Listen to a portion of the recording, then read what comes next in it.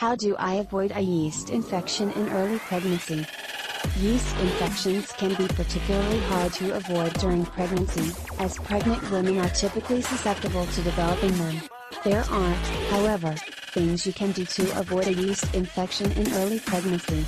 They include wearing loose clothing that allows for good air circulation, wearing cotton panties, and keeping the genital area as dry as possible. Wiping from front to back after going to the bathroom may help as well. Additionally, you may avoid a yeast infection in early pregnancy by adding yogurt that contains lactobacillus acidophilus to your diet and limiting the amount of sugar you consume each day.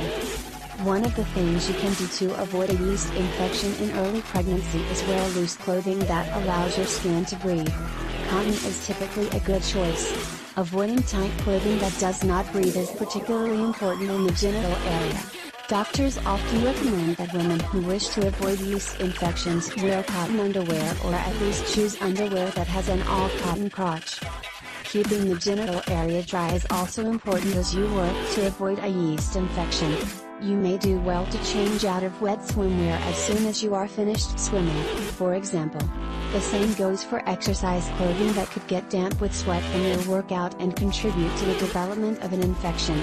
Clean, dry clothing is a good defense against a yeast infection. Add.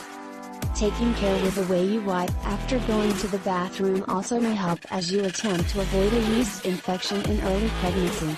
Doctors typically recommend wiping from front to back, especially after you've had a bowel movement.